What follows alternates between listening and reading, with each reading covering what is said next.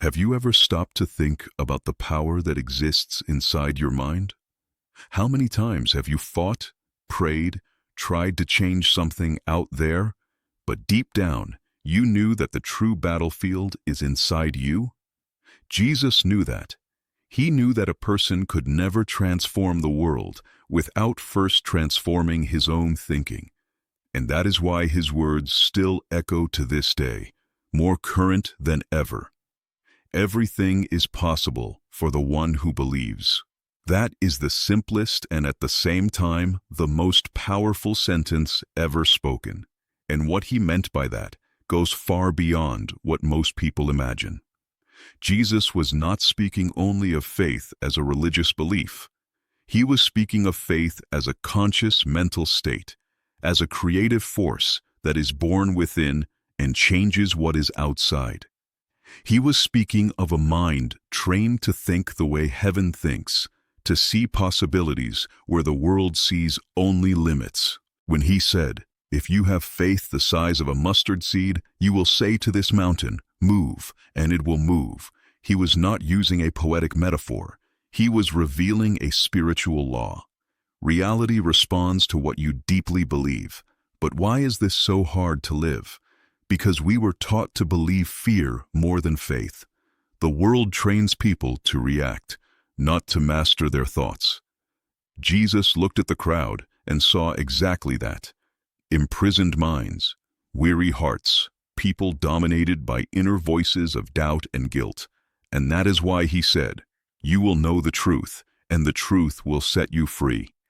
He was not speaking only of doctrine, but of mental liberation. The enemy does not need to chain someone's body when he can imprison that person's mind. How many times have you woken up afraid of the future, with thoughts that made you doubt your own faith? How many times have the voices of anxiety, comparison, and guilt made you believe that God has forgotten you? But Jesus showed something that changes everything. The kingdom of God is within you. It is not distant. It is not in temples. It is not in the things you possess. It is within, at the center of your consciousness, in the place where the Holy Spirit speaks when everything falls silent. The power of the mind that Jesus revealed is not about thinking positive. It is about thinking aligned with the Spirit. It is about allowing the human mind to become an instrument of the divine will. That is why he said, "I and the Father are one." That unity is the supreme goal of spiritual consciousness. When the mind stops resisting God and begins cooperating with Him, the impossible begins to happen naturally. But that is exactly where the enemy operates. He tries to convince you that you are alone, that there is no way out, that you have lost control. He knows that if he dominates your mind, he dominates your life. That is why Jesus warned, "Watch and pray." To watch is to observe what is happening inside, because thought is the seed of every action. What you think repeatedly, you create. What you feel intensely, you attract. Jesus lived surrounded by chaos, rejection, and injustice. But he never reacted the way the world would react. He did not argue. He did not justify himself. He did not try to prove anything. He remained centered. Jesus' calm was his power. He taught that whoever masters the mind masters the inner world. And whoever masters the inner is not a slave to the outer. That is why he could sleep during the storm, while everyone else panicked. He did not need to control the sea, because he controlled his own thinking.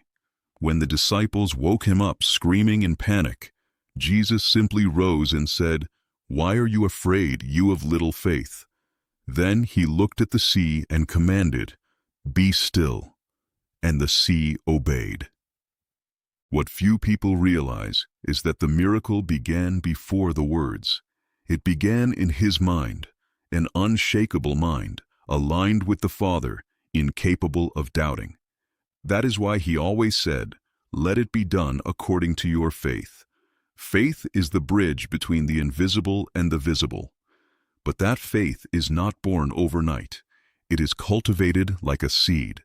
Jesus called it a mustard seed because it is small at the beginning, almost imperceptible. But when you decide to believe even without seeing, that faith begins to grow. It takes root in the mind, it strengthens in the heart, and little by little, it starts to change everything around you. The secret is to protect that seed because the world tries to steal it every day through fear, criticism, haste, and doubt. Jesus knew that the greatest enemy of faith is distraction. That is why he sought silence. Notice, every time something important happened, he withdrew to pray alone. Silence was his fortress. In the middle of noise, crowds, and demands, he found time to be with the Father. Because true power is not in speaking a lot, but in hearing what the Spirit says. The mind of Christ is a mind that hears before acting, that observes before reacting. And maybe that is what is missing in our time. We live surrounded by noise, opinions, news, comparisons, vanity, and we forget to hear the most important voice. Jesus said, "My sheep hear my voice." But to hear, you must silence the rest. You must learn to do what he did. Silence fear, silence pride, silence haste, and let God speak in the mind. There is a difference between believing in God and thinking the way God thinks. Most people believe, but few think like him. To think like Christ is to look at the impossible and see opportunity. It is to look at pain and see purpose. It is to look at the enemy and see a chance for forgiveness. It is to keep peace even when everything seems to collapse. That is true strength. Jesus never promised it would be easy. He promised it would be worth it. He knew that every human being would face mental deserts, seasons of dryness, silence, and tests. Jesus' desert was not only physical, it was also internal.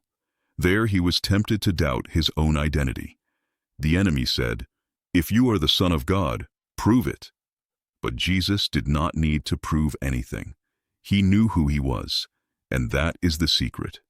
Whoever knows who he is does not need to react to everything. Have you noticed that the more insecure a person is, the more he needs to justify himself? Jesus did not explain himself. He simply lived what he preached. His power came from the coherence between mind, faith, and action. And that power is available to all who decide to align their thoughts with the truth. When you begin to think like Christ, the world loses power over you. Criticism does not affect you. The past does not define you. Circumstances do not limit you. Because the focus stops being what happens and becomes what you are becoming through what happens. It is that awareness that turns suffering into learning, loss into refinement, and silence into strength. Jesus taught that faith is not passivity, it is action with purpose. When he healed, he said, "Rise and walk." When he set free, he said, "Go and sin no more." He always returned power to the person because he knew the miracle does not depend on the circumstance. It depends on the mental decision to believe. How many times did he ask, "Do you believe I can do this?" Not because he doubted, but because he knew the miracle only blossoms where the mind opens to receive it. That is why so many saw, but few were transformed. Because power is not in the physical presence of Jesus, but in the awareness of who he is and who you are in him. When the mind aligns with that truth, the impossible begins to feel natural. And that is when life changes, not from outside in, but from inside out. Because a mind governed by the Spirit is not a slave to emotion. And that is one of Jesus' greatest lessons. Emotions pass, decisions remain. He never said feel, he always said believe. And believing is an act of will, not a sensation. Even on the cross, when his body bled and the human mind screamed in pain, he kept control. He said, "Father, into your hands I commit my spirit." That is total mastery of the mind and heart. Even dying, he was at peace. Even being wounded, he forgave. Even being humiliated, he loved. That is the highest level of mental and spiritual power that exists. The power to remain centered when everything around you tries to destabilize you. The power to keep believing even when heaven seems silent. The power to be silent when the world screams for justice. Because in the end, victory is not in the one who speaks the loudest, but in the one who remains faithful to the end. And maybe that is what God is asking of you now. Persistence. Courage to keep believing when everything seems lost. The faith of the one who does not need to see to know it will happen. Jesus knew that the mind is the point of contact between the human and the divine. When it is purified, the whole life changes direction. He said, "Blessed are the pure in heart, for they shall see God." And a pure heart is the reflection of a clean mind. A mind full of resentment cannot hear God. A mind full of guilt cannot see forgiveness. A mind full of fear cannot feel presence. That is why the first miracle that needs to happen is mental renewal. Transformation begins when you understand you are not here to repeat patterns, but to break them. You are not here to survive, but to manifest the kingdom. And that kingdom begins with a thought of faith, courage, and beginning again.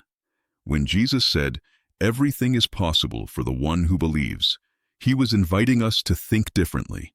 The mind of Christ is not limited to the visible. It sees purpose even in suffering. When the disciples saw him being crucified, they thought it was the end. But in his mind, it was only the beginning. What looked like defeat was victory in disguise. What looked like silence was the loudest cry of love in history. That is the difference between the human mind and the divine mind. The first despairs, the second understands. The first sees pain, the second sees purpose. The first sees an end, the second sees a new beginning. The secret Jesus revealed is that the power of the mind is not a power of control, but of surrender. It is choosing to trust when nothing makes sense. It is resting, knowing God knows what he is doing. It is letting faith lead when reason does not understand.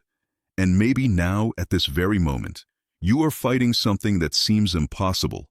It could be a loss, a sickness, a doubt, a deep loneliness. And your mind has been screaming, trying to understand why. But Jesus tells you today, be still. The sea still obeys the voice of the one who trusts. Believe. The same power that calms storms lives within you. The same spirit that raised Christ from the dead lives in you. The same mastery that kept Jesus steady before the cross can keep you steady now. The mind is the bridge between heaven and earth. When you think like Christ, you act like Christ. And when you act like Christ, you live miracles as Christ lived. But the first step is the same one he took: silence.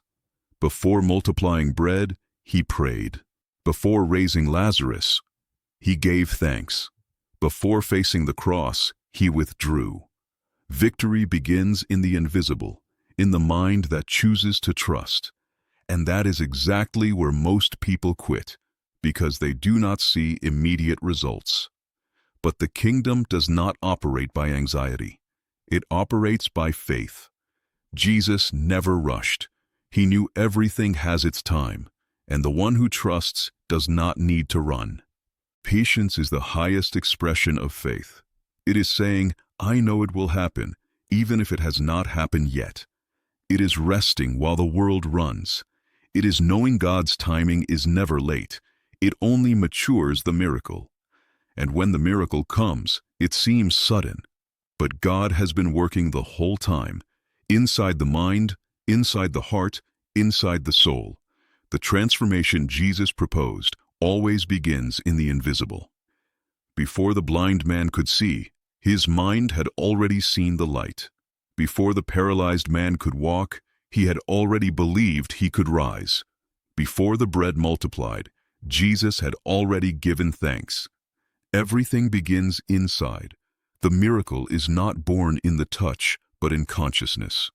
And that is why many seek signs and do not see them, because they expect outside what must be born inside. Jesus said, "Whatever you ask in prayer, believing, you will receive." The key word is not ask, it is believing. The mind is the altar where faith manifests. If you pray but keep doubting, you shut the door on your own miracle. Power is not in the words that come out of the mouth, but in the silent conviction that lives in the heart.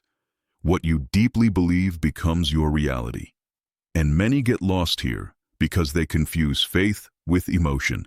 Faith is not feeling, it is knowing. Jesus did not wait to feel peace in order to act. He acted, and peace followed him.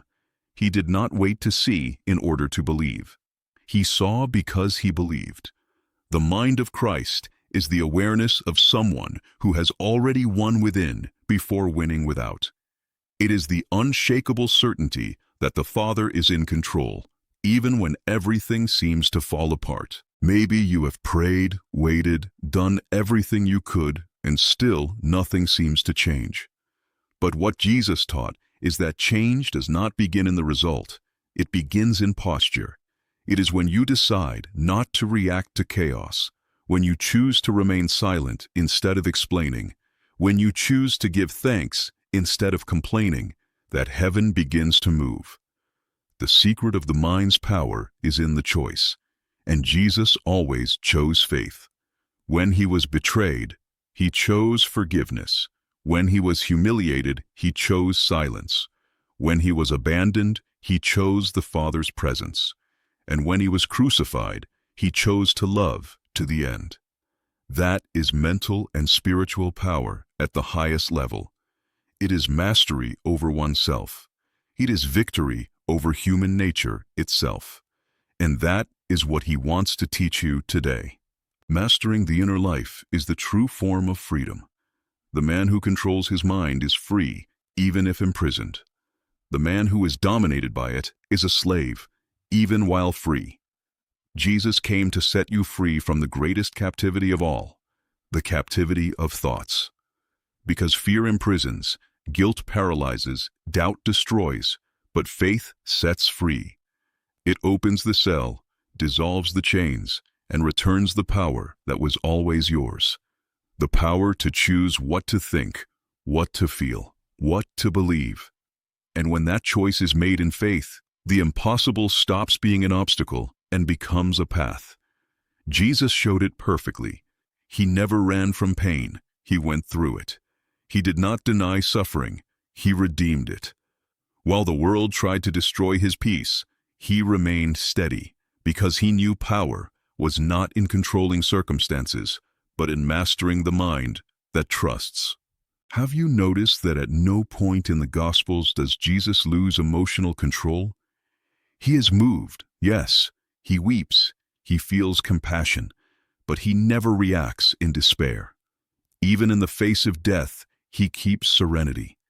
That is a trained mind, shaped by obedience and sustained by faith. Mental obedience is what separates those who quit from those who win. And maybe that is the call God is making to you today. Discipline your mind. Do not accept thoughts that weaken you. Do not feed words that make you doubt. The mind is fertile ground, and everything you plant in it sprouts. If you plant fear, you reap confusion. If you plant faith, you reap miracles. If you plant gratitude, you reap abundance. Jesus did not only talk about this, he lived it. When he multiplied the loaves, he did not complain about scarcity. He gave thanks for the little. When he faced the desert, he did not ask to leave. He asked for strength to remain. He understood that abundance begins in the mind. And that is why many never prosper spiritually or emotionally, because they think like those who lack. not like those who trust. The mind of Christ is generous. It does not calculate, it trusts. It does not hold back, it blesses. And whoever thinks this way attracts what they need, because they live in the flow of divine love. Love is the highest energy in the universe, and Jesus manifested it in every gesture, in every word.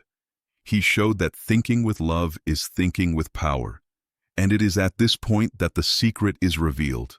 The true power of the mind is not in controlling, but in aligning. To align with God is to allow the Holy Spirit to guide your thoughts. It is letting Him renew your mind every day, cleansing what is useless and illuminating what is eternal. But that requires choice. It requires discipline. Jesus said, "Whoever wants to come after me, let him deny himself, take up his cross, and follow me." To deny yourself is to deny the old mind, the one that doubts, complains, compares, and despairs. It is letting the thought that imprisons you die, and letting the consciousness that frees you be born. You are not created to live dominated by disordered emotions. You are created to govern them. Jesus proved it is possible. He showed it is possible to be in the world without belonging to it. And that is the true miracle. Remaining pure in a time of corruption. Remaining calm in a time of chaos. Remaining faithful in a time of unbelief. But how do you reach that? It starts with a simple decision. Stop identifying with fear. Fear is not you. Anxiety is not you. Doubt is not you. They are just passing thoughts, and you have the power to choose not to feed them. When Jesus said, "Do not be anxious," He was not being naive. He was reminding you that the mind that trusts does not despair. Think about it.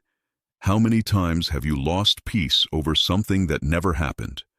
How many sleepless nights? How many words spoken on impulse? How many decisions made out of fear? And what Jesus taught us is precisely the opposite. Observe, breathe, trust. Calm your heart before you act. Pray before you respond. Wait before you decide. A spiritual mind is patient, and patience is the voice of wisdom. Jesus never ran, but He always arrived. He never shouted, but He was always heard. He never needed to prove anything, because truth does not need defense. It stands on its own. You do not need to explain yourself. You do not need to convince anyone. You do not need to win by force. You only need to remain, because the one who remains wins. And when you begin to live like this, something changes silently, almost imperceptibly, but powerfully. Peace begins to live where confusion used to be. Hope begins to bloom where discouragement used to be, and miracles begin to manifest where doubt used to be. Jesus said, "Whoever believes in me will do the works I do, and will do even greater ones." That is a promise that reveals human potential when it is connected to the divine. You are not small. You are not weak. You are made in the image and likeness of God, and that means there is creative power inside you. The problem is that the world convinced you otherwise. It taught you to think like a slave, to see yourself as a victim, to live in fear and guilt. But Jesus came to break that cycle. He calls you to remember who you are. You are an heir of a kingdom. You are a child of a God who speaks with thoughts, who creates with words, who moves the universe with intention. And that same God lives in you. The human mind is the reflection of the Creator. When purified by faith, it becomes a channel for miracles. That is why Jesus said the greatest commandment is to love God with all your heart, with all your soul, and with all your mind. He knew love is the force that harmonizes everything. When the mind loves, it creates healing. When the mind judges, it creates wounds. That is why true prayer is not asking for things. It is aligning with love. Love is God's language, And every mind that speaks that language becomes a source of blessings. Have you noticed how people full of gratitude and faith seem to radiate something different? It is because their minds are in harmony with heaven. You can be one of those people. You can begin now, in this instant. Take a deep breath. Stop running, doubting, trying to control everything. Close your eyes and say, Lord, renew my mind. Teach me to think as you thought. When you do that sincerely, something begins to move in the invisible. It is as if a soft light enters where there used to be darkness, and that light is Christ. He does not need to change your circumstances to change your life. He changes you, and everything else aligns. The mind that surrenders to God finds rest. The soul that trusts finds strength. And the person who lives by faith becomes unshakable. Not because they do not feel pain, but because they learned to turn it into fuel. Jesus overcame the world. And when you think like him, you also overcome. You overcome anxiety with serenity.